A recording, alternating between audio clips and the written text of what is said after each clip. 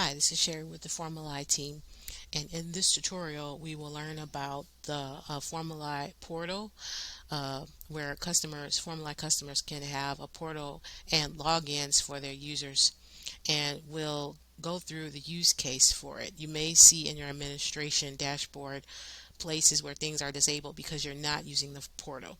So this video demonstrates the use of the portal and why it might be useful to you. And most Formuline customers might not need the portal, but you can watch this video as exploration in case you may have a need for it in the future.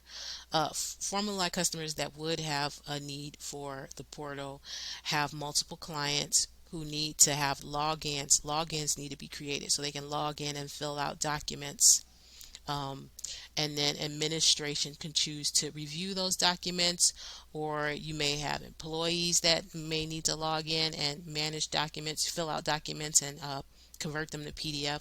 So those are two use cases. So in this video, we're going to go through the use case where I'm an immigration attorney who is using Formilae for my clients. They each need to have or be able to create logins to log in and fill out documents.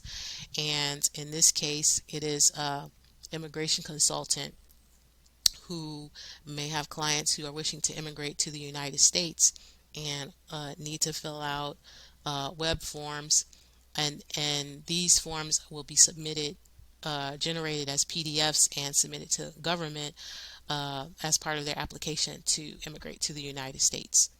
So in this case, we would have our clients sign up so they can begin filling their documents. Once they're done, we would get a notification and review those documents for them, because the immigration process could be a little intimidating. You have to get your documents correct if before you submit them to the government, or you could be denied because you didn't enter the right information. So that's what consulting is for. So the administrator can review the web form before converting it to PDF to be submitted to the government. So a Formilae customer with portal use would have a sign up link available for your clients to be able to register to begin filling their documents. And there are settings to be turned on to where you can set it so they can't begin filling their forms until they've made a payment. Or if there are other use cases, you can turn that setting off if it doesn't require a payment. So we won't go through the sign up process, but the user will receive an email asking them to confirm their email and that they've registered. And so now we'll log in as a user who is already registered and begun filling their documents already.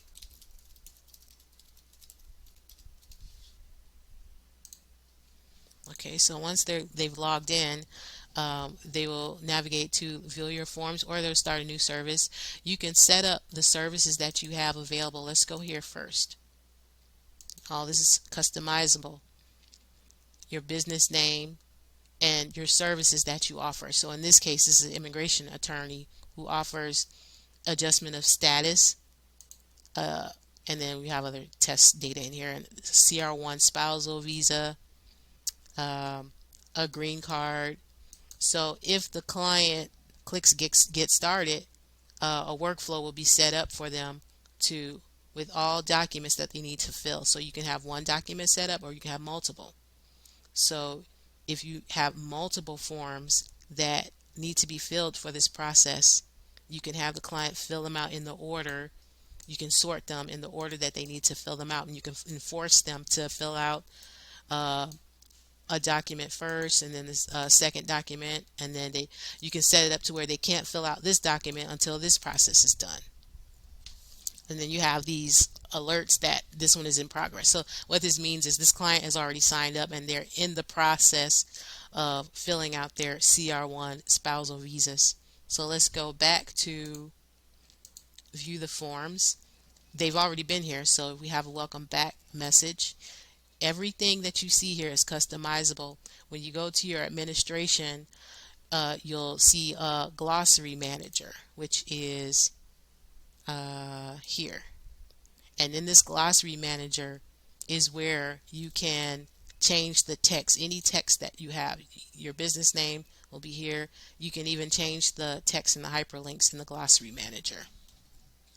The user can also go to their profile, change their password or their email if it changes. So again, let's go to the forms. So in this case, the user has already started filling out their CR1 spousal visa. So we'll click here. And then we have icons to guide them on what to fill out. So let's click into the petition for alien relative, which is I-130. So these forms were set up in the form builder tool.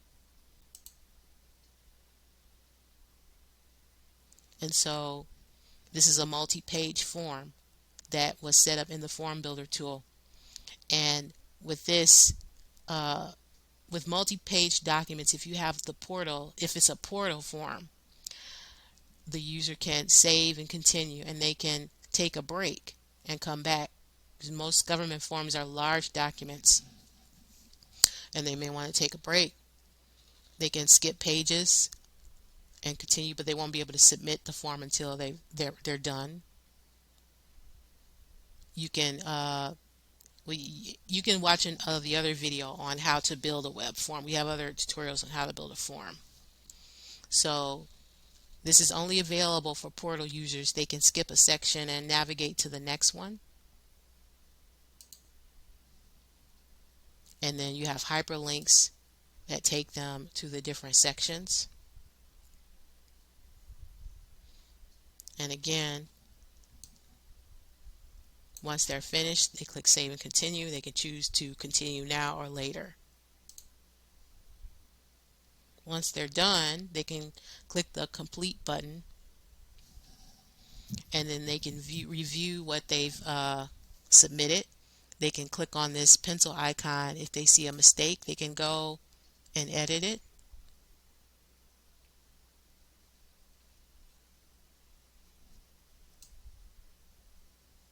And then they can return after they're done. They can either save or return back to the review. Now once they're done, they can submit it for review. Now all forms, it depends on your customer settings, but like I said, it's all customizable. In this case, when they submit their form, you as the administrator is going to get a notification, and you'll be able to log in and review what they've submitted, and then you'll be able to either request that they make a change, or you saw a mistake and you want to verify something. If they did something by mistake, have them fix that, and then you will be able to approve it. And then when you approve it, you can send a custom email to the client saying that their form has been approved. Again, it depends on your use case. And then